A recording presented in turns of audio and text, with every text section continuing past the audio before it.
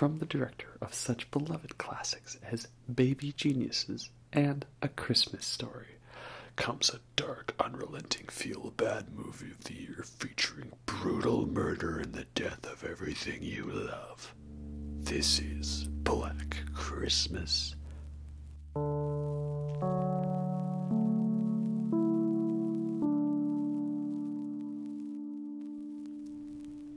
Hello everyone, and welcome back to the ASMR Review Show. Well, we got another episode of Christmas movies and beer for you today. So we all know that the Christmas holiday season is all about, happiness and joy and positivity. So what better way to celebrate all that positivity and happiness and good fortune than with a beer called The Tower Amber Brett Saison. So, pretty sure that's meant to be based off of the Tower tarot card, and they even got the number right. I don't know too much about it, but I'm pretty sure the Tower is basically, if you draw that, whatever your question is related to with the tarot cards, it's meant to be all your shit's about to come crashing down, kind of like Tower of Babel style, or King Nothing by Metallica, right? It all crashes down, and you break your crown, and you point your finger, but there's no one around. So, the Tower is not a very positive card. But it's funny because we have on the back here, right, flavor notes. Spicy, fruity, crisp, funk. Interesting fact. Did you know that positive thinking is good for your health? A 2015 study found that optimistic people were twice as likely to have strong cardiovascular health and higher functioning immune system. So, I guess this whole pandemic thing could have been avoided with a little positive thinking, right? Maybe we just need to all watch some more Robin Williams films or something. So it's funny that the note about positive thinking is the one that's on the Tower tarot card beer, right? Because this one is just you're all about to fall off this tower and everything sucks and then you die.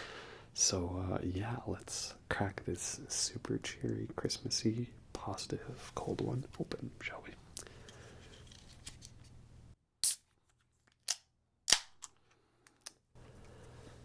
Cheers.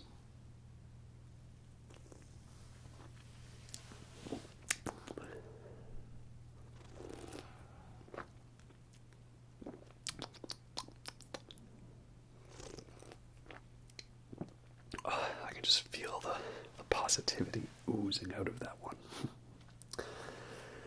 Yeah, so it's like a Saison, and I think of Saison as it's got a bit of a spice to it and a bit of a fuzziness, and this one's got a cider thing going on. It's amber, and it's definitely a stronger one, 6.4. Yeah, so the Tower, right? Well, what other way could we talk about cheeriness and positivity than one of the most quintessential classic horror films that is the 1974 Christmas movie Black Christmas, directed by Bob Clark. So yes, I made the joke in the intro, but basically Bob Clark wanted to make the movie A Christmas Story, 1983 family classic, you'll shoot your eye out, kid, right? Kid Ralphie wants to get a BB gun for Christmas, and Santa and his teacher and his mother all tell him, you'll shoot your eye out, right? What happens? Well, he doesn't. There's glasses, thankfully, but... And then there's the lamp that's like a leg. That was a really interesting movie, that one, Those 80s kids films all around were very interesting, right? And then there's those two, Baby Geniuses movies. Apparently Bob Clark did both of those. But before all those, he made a horror movie, and I guess because there was some contract thing saying, you gotta make a horror movie before you can make A Christmas Story. so he did. But he made it a Christmas horror movie. That is Black Christmas. And I think originally it wasn't going to have such a Christmas focus. That was kind of added throughout the story later on. And yeah, it was like an intentional reference to White Christmas, right? Because there's the classic song, I'm dreaming of a white Christmas. And then there's the movie kind of based around that song, which is a real nice one, that one, White Christmas. Fun little movie, and very heartwarming moments, especially at the end of it. You know, that's a nice, fun, wholesome Christmas movie. So then, as the total antithesis to White Christmas, we have Black Christmas, right? Which is about this murderer, like, stalking and tormenting a bunch of sorority girls around the Christmas season. So it's kind of really heavily regarded as one of the earliest slasher films. And as to, you know, what the first one is, there's kind of debate on that, because there were two big candidates for that honor that both came out in the same year. One was Alfred Hitchcock's Psycho, which is about as iconic as it gets, you know, with that shower scene. And the other was the equally important, but perhaps a little lesser known film, Peeping Tom. That one was by, what was it, Michael Powell, I think?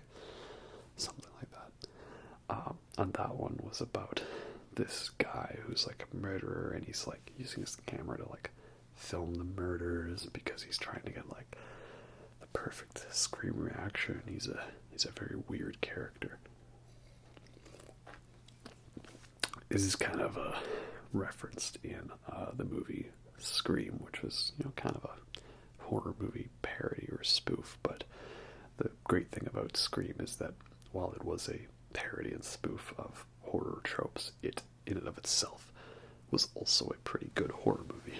That's the way you got to make a good parody or spoof, is you have to make kind of light of and make fun of the genre you're parodying, but you also still need to make a good movie while you're at it. And Scream was one of the rare parodies that managed to do that. And in that one, right, one of the questions that the killer is asking Drew Barrymore's character at the start of the film is like something along the lines of like, what was the first slasher film, right? She answers Psycho, and he says, wrong, it was Peeping Tom, the movie to take place from the killer's POV. Because, you know, it's a movie where the killer is actually the protagonist, right?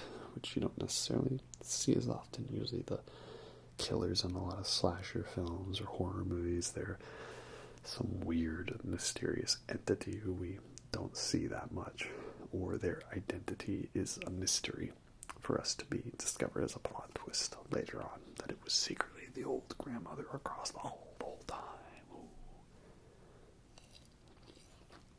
Ooh. And then I think the one element that Scream takes a lot of from Black Christmas is this idea of a killer making really creepy phone calls to torment a bunch of girls. That is the big plot point in Black Christmas. And there is also debate as to what was the first movie to have like a phone call killer, because I know there's a few other lesser films that would have come out just before Black Christmas, but it's like the main, most well-known one out of those films, and it did come out before When a Stranger Calls. That was like 5 years later. So this film, it also is influential in the POV shots. It has the point of view shots, because it opens with like this really creepy POV shot of someone like stalking around this house, and then they climb up into the attic, and then there's lots of weird phone calls with this mysterious figure making lots of really weird, gibberish, nonsensical statements about stuff. And It's just a downright unsettling atmosphere, that's for sure. And again, I don't know if Black Christmas was the one to invent this because, well, Peeping Tom opens with a pretty lengthy POV shot, so Black Christmas probably got that idea from Peeping Tom. But then there are a lot of other movies that like to open with POV shots to kind of put you into perspective. Of course, the other main one is Halloween, John Carpenter classic, because that one opens with Michael Myers' POV as he stalks through this house to go up and eventually kill his sister. And then there was the Brian De Palma film Blowout, where it opens with the audience like watching a horror movie in development, but we're just seeing the film, and that opens with another lengthy POV shot. So that's kind of like, what's a film within a film? And then Brian De Palma later on had The Untouchables, and that one in the middle of the film.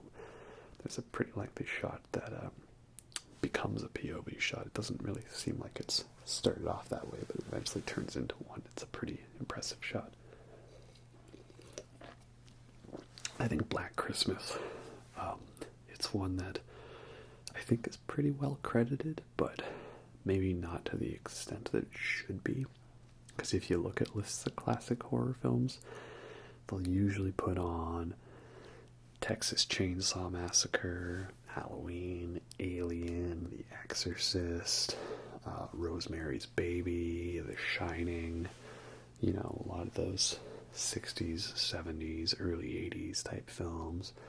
Then there was a couple of, ones that are a little later in the years past the origins of the genre, like Nightmare on Elm Street, Friday the 13th, right? A lot of ones like that. And of course, the original Star Trek TV show from the 60s, which was a horror series in disguise, right? A lot of creepy stuff in Star Trek. A lot of creepy moments. But I don't really, maybe I just never noticed, but I never remember seeing Black Christmas as one popping up on lists talking about influential horror films. And if it has been ignored, that is unfortunate, because again, just from those little bits and details that I've talked about, I think we can see how important of a film this was to helping establish some kind of great trends and filming techniques for making a good horror film, right? The creepy POV shots, which would have been really difficult in 74 to have like someone climbing up the side of a house with a POV shot, because like they didn't have GoPros, they didn't even have Steadicams back in 74. I'm pretty sure a Steadicam was something closer to like late 70s, early 80s. I remember The Shining was one of the big films to first use a Steadicam. So that's a pretty big innovation there, with these cameras strapped to a person's shoulder as they climb up a building.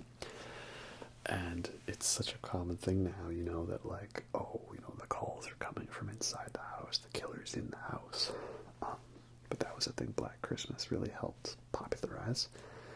And then it has another really great thing, and that is just this mystery idea of who the killer actually is. Because, again, I'm going to go into spoilers as I do with most of my reviews, so if you're a horror fan, you somehow missed Black Christmas, you should definitely check it out, and it's the most appropriate time to watch it right now at Christmas, right? Marathon it back to back with White Christmas and Black Christmas. It's such a great contrast. So, a lot of horror movies, right, they have like, some of them have a killer where we know who they are, like Freddy Krueger, right? He's a weird guy who goes into people's dreams and stalks them in their dreams. And it's scary because, well, you have to sleep eventually. How can you avoid him, right?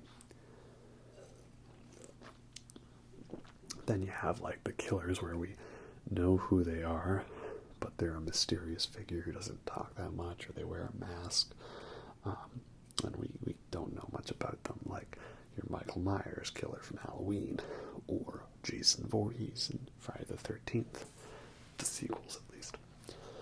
And then you get the ones where maybe we don't know who the killer is throughout the film, or they have their identity hidden with a mask or something, and then eventually we find out who they are with a big twist at the end of the film, and that would be like your original Friday the 13th, where the killer turns out to be the nice old lady Pamela Voorhees, or Scream, where we unmask Ghostface and figure out it was, the weird, creepy asshole boyfriend the whole time. Turns out he was not just a creepy asshole boyfriend, he was also a legit murder creepy asshole, right?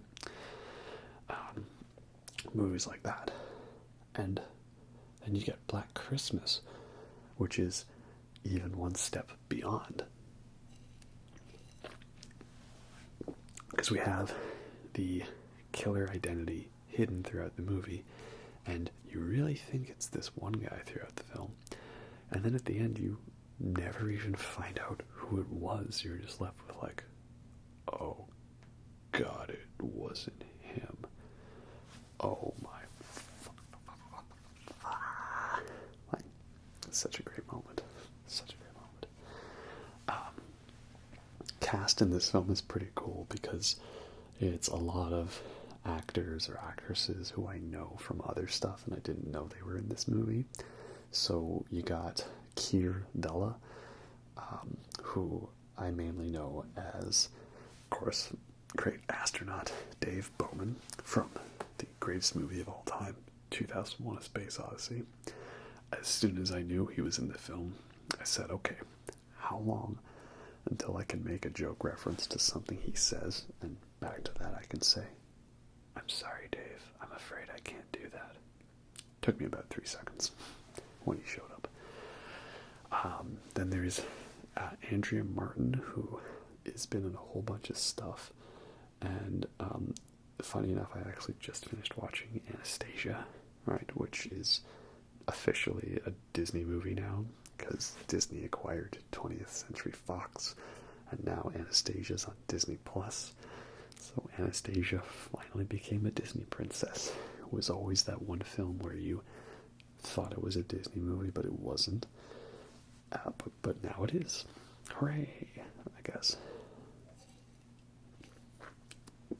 Does this mean we can get more Don Bluth animated 90s films? Because he was cool. I liked his style. It was pretty interesting, and it's sad that nobody wanted to see Titan AE, because that was an amazing film that I really, really love.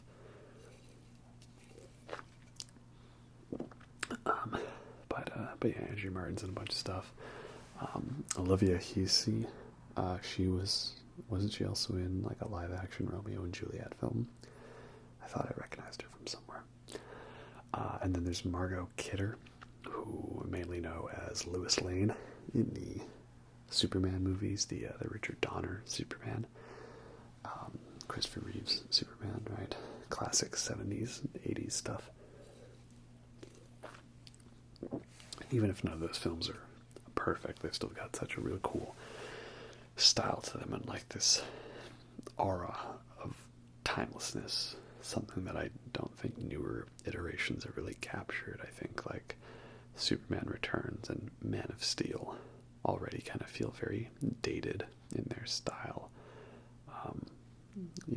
I don't know, if I think of Superman, I think of the 78 one. That feels very timeless to me. Superman Returns and Man of Steel, they both feel very products of their time, and I don't think they have the longevity in the depiction of Superman as the 78 film. Although none of those are the best Superman film. We all know that the best Superman film is, of course, not even a Superman film, because it's The Iron Giant, right? That's the best Superman film.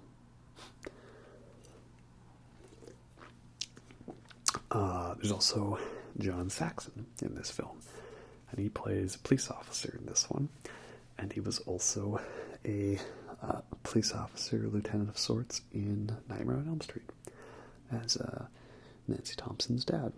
So another pretty cool connection there, right?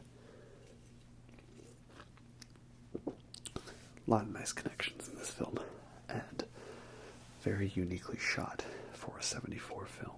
And really, it just keeps you on edge there the whole time, because, like,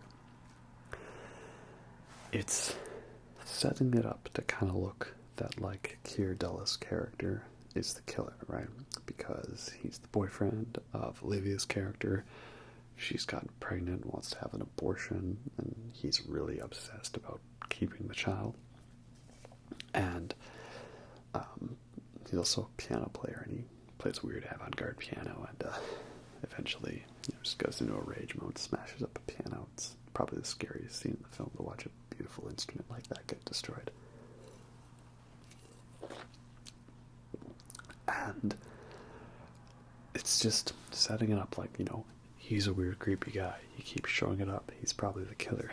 And it's so red herring that your first instinct is to be like, well, it's too obvious that it's him. Like, it's not actually going to be him, is it? Like, no, it's too obvious, right? But it still keeps reinforcing this idea that maybe he's the killer, right? And so you get to the end of the film, where, he comes into the basement to try to comfort Olivia's character, and then she eventually just, like, off-screen murders him, because she was too suspecting of him, like we, the audience, were. And the cops put her to bed, and we think the movie's all wrapping up, and like, oh, well, I guess he was the killer, Well, it's kind of a bit of a predictable twist, but I guess, since it was so telegraphed, you didn't think that's actually what they were going to do, but okay, that's what they did. Well, that was a fun movie, and wait, why is the camera holding on this shot? Why are we not following the police officers walking away? Why are we staying focused on the bed? Why is there no sound? Why are the lights up? What's going on? Why is the camera holding on this shot again? I don't like this. Wait, why is the camera panning through the house? No movie, don't you do this to me, don't you do this to me.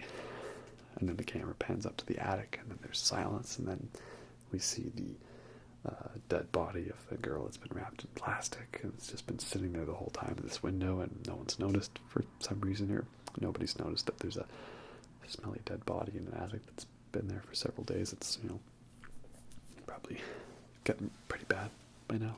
Oh well. And then we hear a phone ring, because usually if this person's about to kill, they make a phone call, and then the movie just ends. And it's moments like that that I love in horror movies. I love when you just seem to get the vibe that, like, you can tell that the director is deliberately messing with the audience. Like they're behind the camera or something, going like, hee hee hee hee hee hee hee hee ha ha ha ha. Like, I love those moments, because when I get that vibe, I feel like I'm in on the joke. So I'm just like, oh, yes, do it to me, yes. So the ending to Black Christmas is like about as perfect as the ending to a horror movie can get. You don't know who the killer is. It's implied that the killer has killed again, but it's off screen, so you don't know for certain, and just ends on this aura of mystery. Like, what happened? I don't know, right? It's so spooky.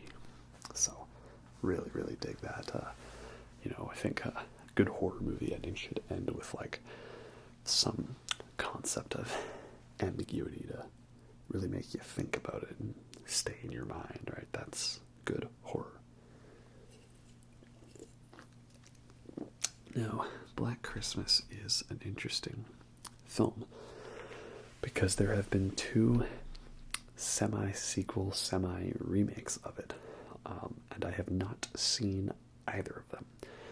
There was the one in 2006 or so, and I remember seeing that one advertised and knowing that it was like a violent horror movie that I wasn't going to be going to see, but I was kind of interested in it, but I never ended up seeing it. And then there was the most recent one, which was like, was that 2019? Feels like forever ago. I think it was, because I remember like going to see The Lighthouse, which was only one of like the greatest movies ever, and seeing the Black Christmas remake advertised.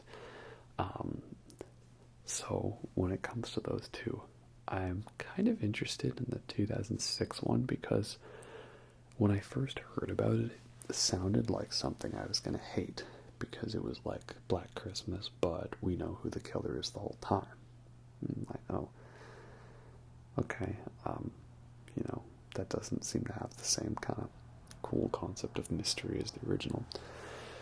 But it seems like with this one, they go in a new direction and make it like so much more bloody and violent in kind of an interesting way. Like, kind of makes me interested to see what they would do, like if it's a much more sick and twisted version of it from what I've heard about it. So I might be interested in that one at least to see what it's like. The 2019 one, I don't know, that one I'm not totally interested in. Like, seems like this common thing that happens is if you have a movie that has female characters in it, everyone automatically complains that it's like some kind of big feminist statement, like purely on the fact that it has female characters. Or if there's a scene where a female character like shows up a male character, that's automatically got to be because the writer wanted to like take down the patriarchy or something.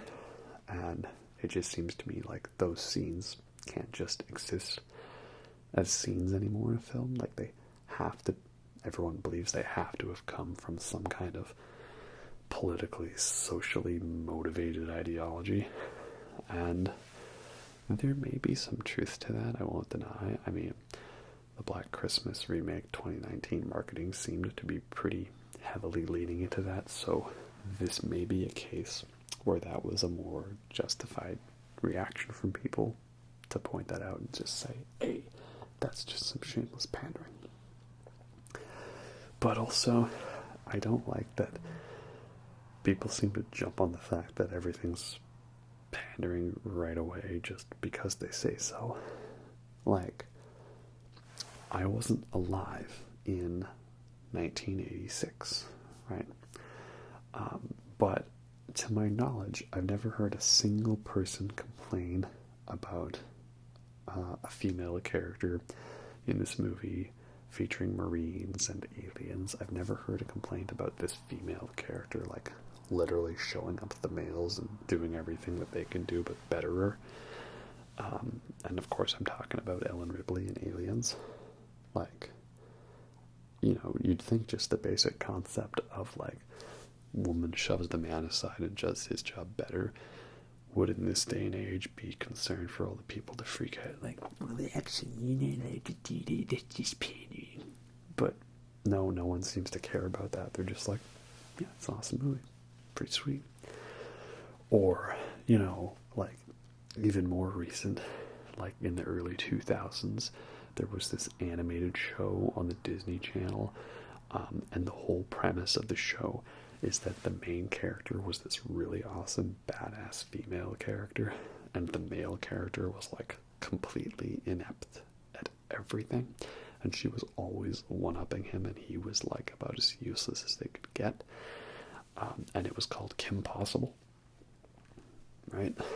Like, that's the type of show where I think if it came out today, everyone would complain that it was like pandering, but no one seems to care about it. So I don't know, it's a thing I find interesting. It just seems if you do anything of that sort today, just no context whatsoever, it's just automatically pandering. But there are so many more examples in the past where those scenarios could have been more egregious examples of it, but no one batted an eye then, and no one seems to care. So maybe we just all need to chill out and wait a couple of years, and perhaps we'll all not be so hypersensitive about it, right? Like, I don't know, it's a weird state of things. I don't even know but it's just like, what I've noticed is it stuff's, it's automatically pandering, automatically. Oh, what's all this stuff? This is too much for me, too much. Oh. And I'm just like, well, I'll just watch the movie and decide how it's like, right? So, but in the case of the 2019 Black Christmas movie, that one actually does seem like it's pandering and doesn't really interest me whatsoever from what I've seen. So, perhaps this is not the best example of a time for me to talk about such subjects, But, anyway, before I go, though, of course, I gotta mention the best, most iconic shot from the movie, and it's the one eye between the door. Agnes, it's me, Billy. Oh, such a great moment, right? There's not really even any jump scares in this film, which is great. You don't need jump scares to make a good horror film, obviously. Anyway, so yeah, Black Christmas. It's a great film. Very enjoyable, very spooky. Still holds up very well. You can definitely see how it was very influential on the genre, and it's a great time to spread a little positivity,